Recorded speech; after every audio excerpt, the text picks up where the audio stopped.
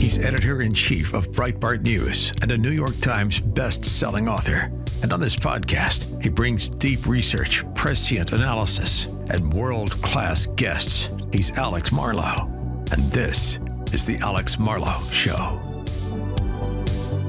This is The Alex Marlow Show, and I am back. I am tanned and sort of rested. I mean, family vacations, they take a lot of time, and ready to rock for what will no doubt be one of the biggest months of my life as Breaking the Law hits the shelves on Tuesday. On Monday's show, I will walk you through what really is maybe the most important part of the book. There's a lot of really important things I'm trying to do with it. But on Monday, I will walk you through on the show how the Joe Biden White House coordinated the lawfare against Donald Trump to rig an election, subvert our democracy. I believe it's the greatest scandal of the 21st century in this country, and I will give you those details as we discuss the forthcoming book. It is, I think, something I want your investment. I want the grassroots behind this thing, and I want heads to roll from it. So we'll start breaking that all down on Monday. Big stuff. I'm back from my Hawaiian vacation, and I will tell you it went very well, but there were some notable moments of near calamity. I was involved in the massive tsunami warning. I was in one of the worst places in the world for when that earthquake broke out in Russia and then was sending tsunami waves rippling throughout the Pacific Ocean, causing a frenzy. And our hotel in Maui, the island of Maui where I was staying, was on the, I guess it was the western facing side, so facing the Far East of the world. We had a first floor beachfront room. So the first floor, because we got the young kids and it's nice to keep them at a lower altitude in the hotel. Just kind of seems like only bad things can happen the higher the altitude with small children walking around. And we were right on the beach. And so we were just in the absolute danger zone. So it was pretty panic inducing. I have to say, we were visiting a different hotel in the Kapalua area. We were staying in the Kaanapali area, which is slightly south of that. And we were a different hotel, and we had to book it back, try to gather up all of our stuff as much as possible. What was ironic with it is that the only thing that I left in the hotel of any value was my golf clubs. And then I'll tell you this will be ironic for you. I'll tell you in a second why this becomes ironic. But we gathered everything up. We had a couple of extended family members who were with us, as well as the 6 Marlows, and we all piled on top of each other and our stuff into a car and tried to hit the road as quickly as humanly possible. Maui has 1-lane highways going up along the coast. There is a terrible area for traffic. Honolulu, which is a very populous city, I think it's got almost like 1 million people in it, on Oahu, which is an island I've never visited, has some of the worst traffic in the country, apparently. And there is a terribly incompetent government. It is not known for their competence when it comes to being able to manage these types of crises. So I got very fearful that trying to make it to the other side of the island on this 1-lane highway was not going to work. And so then it dawned on me that I think the move is to go to the famed Plantation Golf Course at the Kapalua Resort. And that's where we went. And it was there's sort of a magical moment to it because everything turned out fine in the end. But my children were playing zombies on the iconic 18th fairway. Those of you who are golfers are familiar with the hole. It's a 677-yard par 5, one of the longest holes in the world. And it's a straight downhill, and it's just overlooking panoramic ocean views.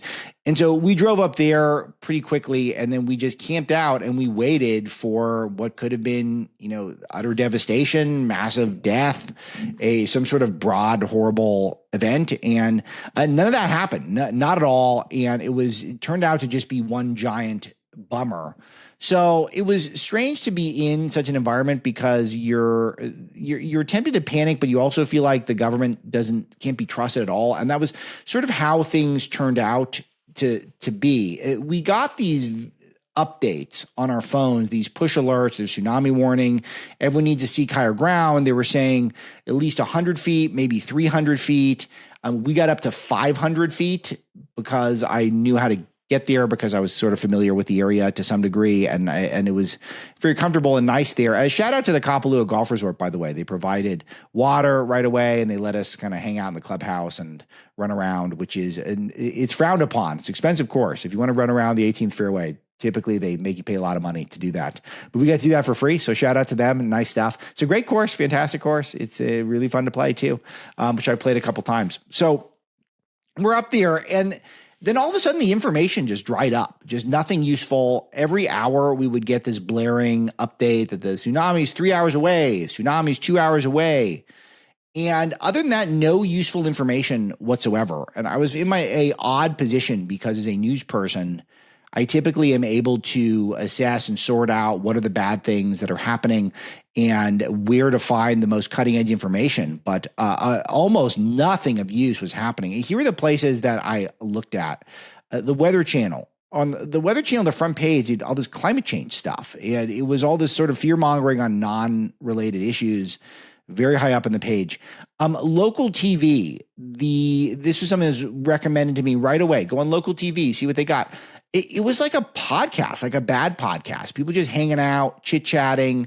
What are you seeing? We're not seeing much. What are you seeing? I'm not seeing much. What are the models saying? We don't really know.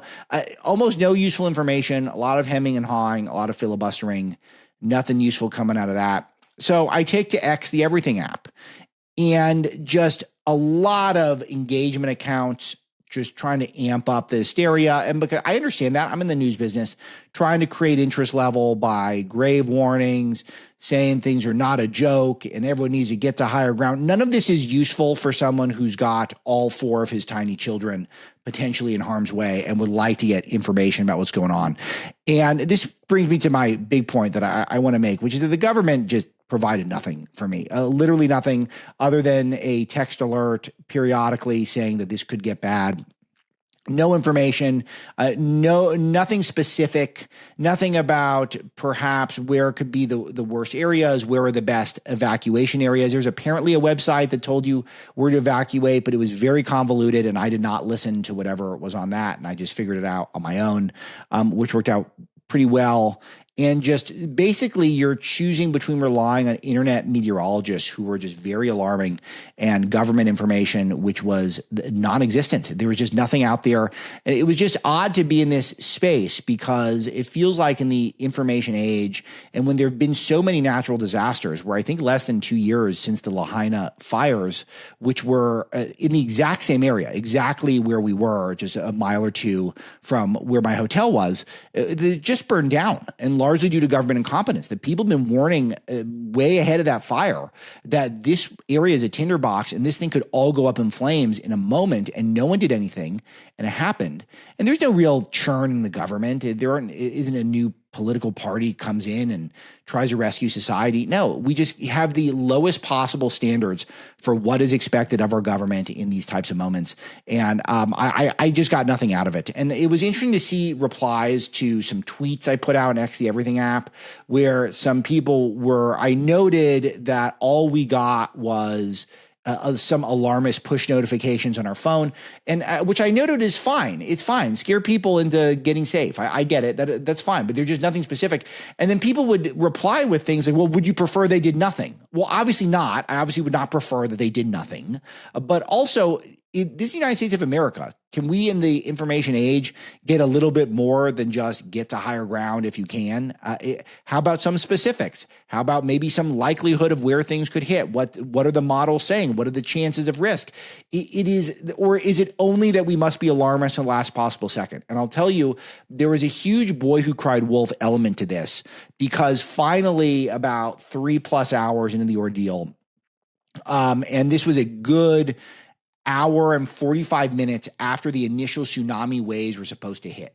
And the tsunami waves came in and they were like 4 feet, which is like normal. You couldn't see anything. It was from our perch where we could see the shoreline, it looked exactly the same. It didn't look like any tsunami. It didn't even look like a big wave. It looked like normal stuff was happening. You would never have noticed it in a million years unless you were told to notice it. And so then an hour and 45 minutes after the initial tsunami was supposed to wipe out the whole state, then the governor finally comes out and says, things are looking good, but we're leaving the warning on. Like, okay, we can handle that. So when's the next update coming? Apparently we're going to get another update in an hour or something. And that hour turned 2 hours. And in the meantime, we're just sitting on top of this hill. I got my kids in the car, trying to fall asleep. It's 10 o'clock at night. I'm taking a nap on a cart path for golf carts, and I'm just getting absolutely eaten alive by insects, it's not a big deal. We were worried if we were all going to survive for a while. So fine. I got a few bug bites. It's not the end of the world, but I feel like we're capable of more. I feel like we're capable of a little more information. And there was just not a lot of dependable local news out there that was easily accessible and easy to figure out what was going on. I was directed to tsunami.gov. I had no idea what information there was supposed to be relevant to my situation and my plight. And that was it. That was the situation. It turned into a pretty epic sunset for me and my small children playing on the Kapalua golf course. And I mentioned, ironically, the one thing that I left in the hotel room were my golf clubs. Well, I think this would have been a chance for me to get some putting in on the 18th green, because there was a ample opportunity, and I don't think anyone was kicking us off during the evacuation moment. So I found it to be very funny. I could have been amusing myself by working on my short game at an iconic golf venue, but instead I didn't, and I risked losing the clubs in the tsunami event. So anyway, I'm glad we were safe, but it did eat up a very precious vacation night. And it was just completely useless, the information that was available to me out there. And then I saw some people online trying to defend local news. I get it. It's a tough thing in defending the government, but we got nothing. Just give me something specific. It's 2025. Tell me what's going on. Tell me what to expect.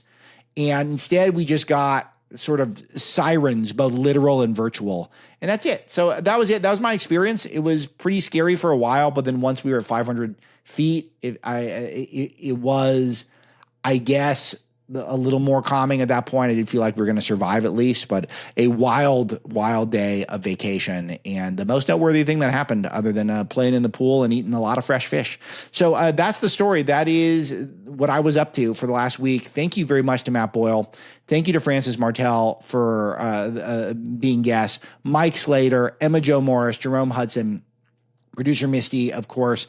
Who am I leaving out? We did so many fun things. And Nick Gilbertson, I think, was here. Nick was here with Matt's show. So everyone who had a nice conversation. The great John Carney, who will be here momentarily. John Nolte as well, for making the shows sing while I was out. The shows are pretty evergreen, I have to admit. I've listened back to some of them, and they're fun. So those of you looking for some weekend content, then please, by all means, go back and grab those shows. All right, we know that good coffee is kind of easy to find. There's a lot of good coffee out there, but great coffee, that's a different story. And when I was introduced to Crockett Coffee, I knew this was something special. This is roasted to perfection in small batches on purpose by experts who love the taste of great coffee and are conscientious about how it's made and who's making it. It's roasted in our nation's heartland, and it's delivered fresh to your home. When you enjoy Crockett Coffee, you're also supporting an anti-communist, pro-American brand of coffee founded by our friends Clay Travis and Buck Sexton, who are good broadcasters and are apparently dang good at making a cup of coffee as well. The perfect type of thing to sip at a mountain campfire like a Western settler, or in your office while you're doing a podcast. It is just really high quality stuff. You guys know I'm a coffee snob, married to an Italian. I like to hit that dark roast. They also sent me some mild roast, which was delicious. They got a light roast. They got a decaf. They got a mushroom organic blend. That's the new hotness. They got K-Cups. Lots of different options for you. And part of your support goes to Tunnel to Towers Foundation, which is a great way to give back and remind people that Crockett Coffee, people there, they pledge to never forget. Easy. Go online, crockettcoffee.com. Crockett like it as in Davy Crockett. crockettcoffee.com. Use my first name, Alex. You get 20% off your first order. That's crockettcoffee.com. Use my name, Alex, as the promo code for 20% off. Good people and a dang good cup of coffee. You guys know I would not endorse it if it wasn't quite delightful. So this is a good segue. I'm going to bring in John Carney to talk about the jobs data today. I've got a lot of other takes on big stuff in the news. I want to talk about a lot of Israel stuff going on, the presidential fitness awards that have returned with a new athletic council from the president. We've got our exclusives with Scott Bessent and Donald Trump at Breitbart News. All of that's out there. So there's plenty of big stories. Oh, Nayib Bukele, the called shot from Breitbart, is going to become a dictator, it looks like, in El Salvador. But perhaps a benign dictator, someone who thus far has a free press and seems to be pretty beloved by his people and seems to be trying to do things above board to some degree. So it is something that is all worthy of deeper discussions, but not today because we're slammed today. We're catching up, and I'm going to get into the jobs information with John Carney. Let's do this right now. Let me bring in John.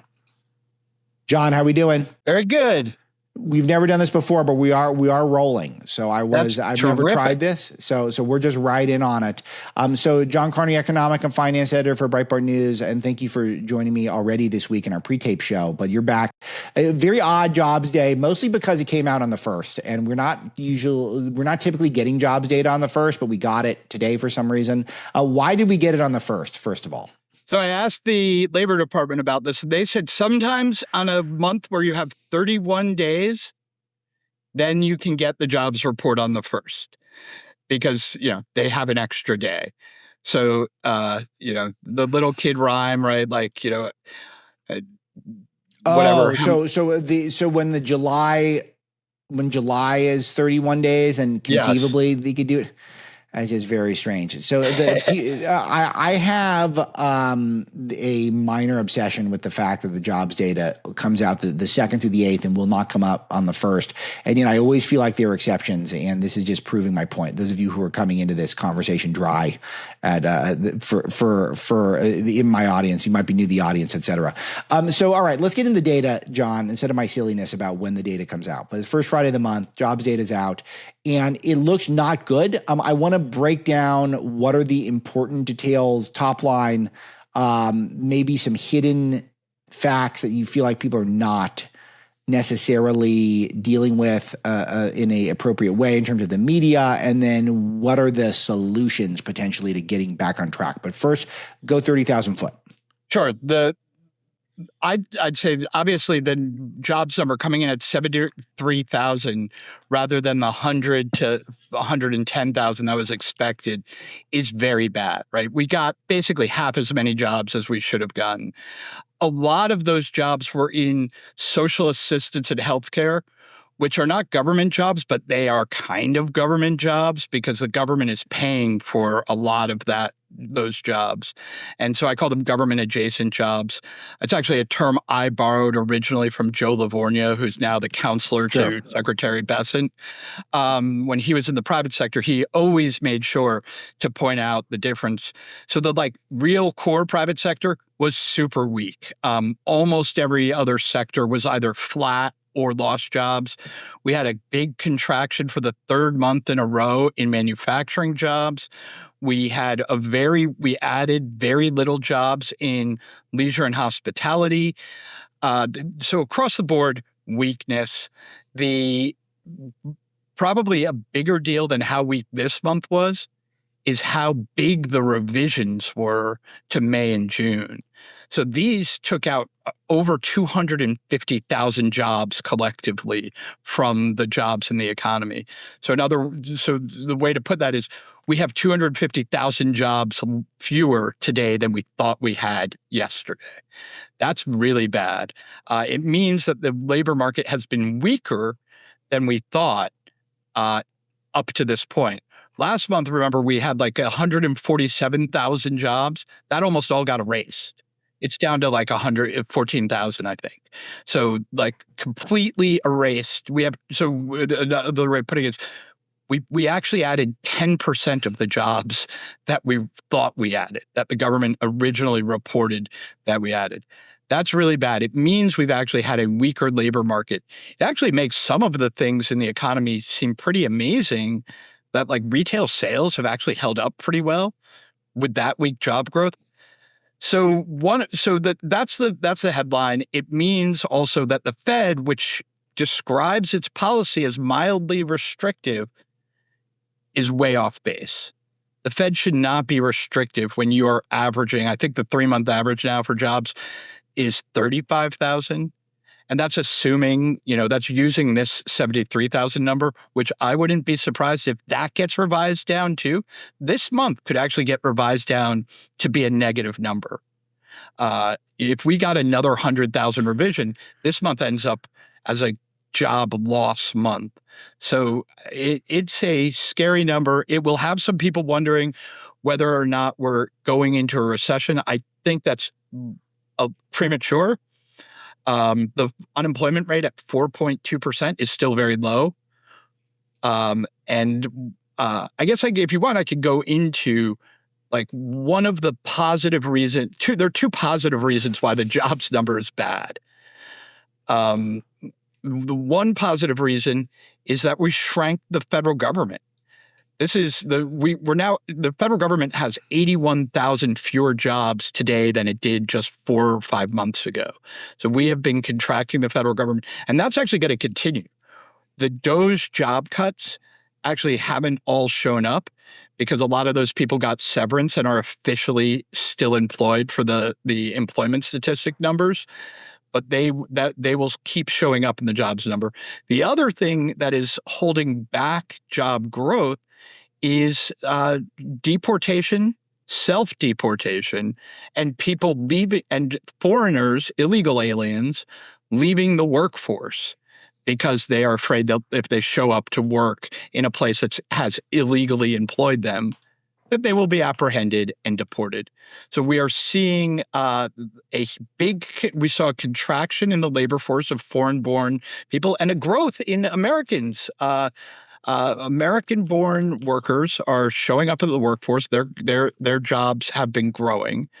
So those are two, what I would say, positive things, but they're going to show up as low job growth because you're shrinking the federal workforce and you're shrinking the illegal alien workforce as well. But it's still, even if I take those aside, I still think this is a pretty bad number. And it's one that should alarm people. It really makes Christopher Waller and Michelle Bowman, who are Fed governors, those are the two who dissented this week from the Fed's decision not to cut. They said, no, we should cut. It makes them look like prophets. I mean, they got it exactly right. Wow. So let's drill into this. How much are we blaming Jerome Powell for this at this point, and how much are we blaming other factors? Where's the people want to point fingers, and let's indulge them. Where are you pointing fingers? So first of all, yes, I point this directly at the Fed first and foremost. If you look through the entire jobs numbers, you don't see any indication that it's like one sector that's weak. This is a broad weakness in the labor market. If it was one part, you could say, well, maybe you could try to figure out, is it tariffs? But the tariff story doesn't really make sense. Is it something else? Not really. It's really that the Fed is restrictive. One of the known things that means when you keep interest rates high is that hiring falls. And so that's what's happened. The Fed is to blame. There's also has been a fiscal contraction. If you look at what second quarter deficit in the second quarter of last year, it was like $200 billion, $230 billion, very high number. It's now down to like $30 billion, partly because we have these tariff revenues. So the federal government, so we're lowering the deficit, but that also, look, not to sound too Keynesian, but when you lower the deficit, it does tend to have a drag on employment because the federal government is, when it runs a deficit, is injecting more spending into the economy than you otherwise would. When you withdraw that means there's a little less spending, and so there'll be less employment. And so I would say, that part of it is monetary policy, part of it is fiscal policy. There may be some uncertainty drag. Remember, we did have a couple months ago a big, the stock market has bounced back a lot, but there was a big dip in the stock market that probably could have made some people be hesitant to hire. But I don't see why that would be lagged. That happened back in April. I don't know why that would show up in the June number. But then again, maybe it did show up in the May why it would show up in the July number. Maybe it did show up in the May number, though. That was a very bad month for employment. So there is evidence that the economy probably needs lower interest rates if it is going to thrive, to grow really well. And we're not going to get that. I mean, the Fed blew its chance. It doesn't have another meeting till September. So that means we're going to have the August jobs numbers and the September jobs numbers Wow. with higher interest rates. So is there anything that can be done in the meantime, John, to start kind of pushing things forward? I know Trump is going to do a lot of, I'm sure he'll really get him Jerome Powell's face on this, but is there anything practically that can be done to try to not make sure that August is just as bad? Yeah. So one thing is the Fed should immediately communicate. They don't have to wait to the meeting. I don't think they're going to do an emergency rate cut, but the Fed, a huge part of what they do works through communications. If they indicate that, yes, now they will cut rates and that they are going to cut rates aggressively, that they have finally recognized that they need to cut rates, that will actually start to lower long-term interest rates. That will start to repair some of this damage. That will help. Unfortunately, monetary policy works with a lag. It can take 6 months for a cut to work its way into the economy. That could be a problem. That even if they start now to communicate that they're going to cut, we may not see that show up in time. So August could be bad. On the other hand, we have some things working for us. Look, we passed the one big, beautiful bill. There are tax cuts in that bill. That should be helpful. Unfortunately, a lot of those tax cuts, like the one I'm concerned about, the no tax on overtime, that's going to take a while for them to write the regulations so that we're not taxing overtime anymore. And that will be so that's not going to show up, right? That won't show up in people's paychecks. It'll mean they'll get a big refund in April, but it's not going to show up in their withholding this year, even though it could theoretically, but it's going to take Treasury a while to write the regulations. The IRS is going to have to get that in place. So even the tax cuts that are in the bill won't be immediately stimulative for some time. So there is a potential that we have a couple more months of pretty bad jobs growth ahead.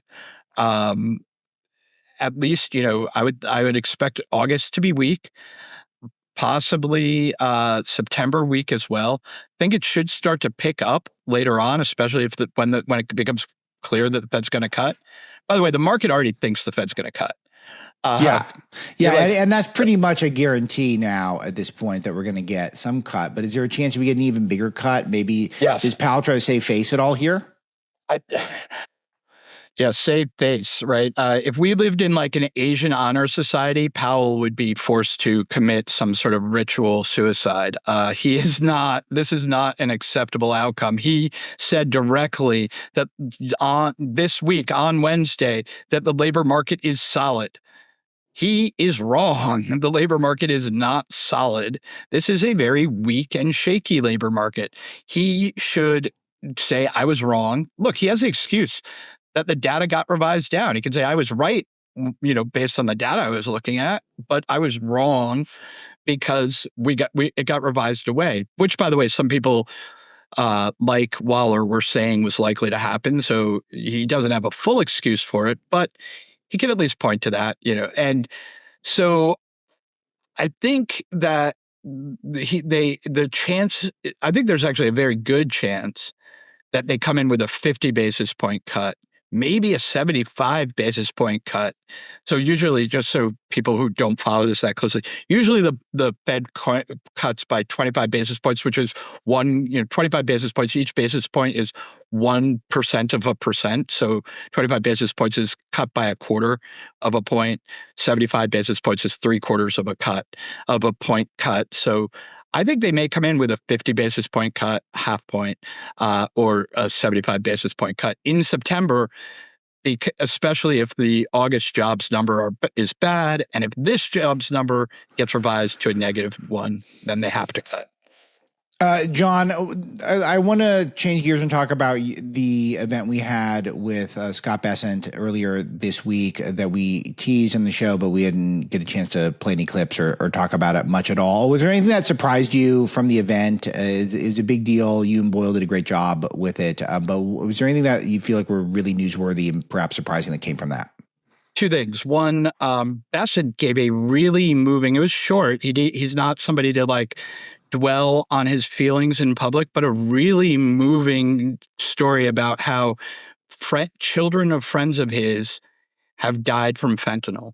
And you could tell this guy was moved. And one of his points he brought up, and this wasn't just like a maudlin thing to say, he pointed out that China cut off rare earths from leaving China to come to the U.S.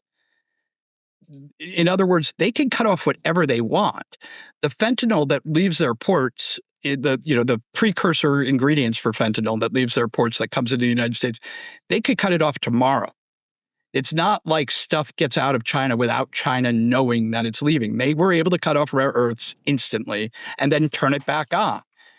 They could deal with this problem. They should deal with it. Bessent seemed actually like literally both sad because of what had happened, but angry.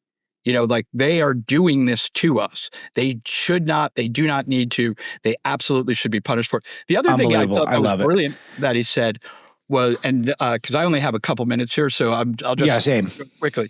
That was brilliant that he said was that the world is on our side. Remember, when we started to do this tariff thing, people were saying, that's it. They're going to form an anti-American alliance and side with China. That hasn't happened.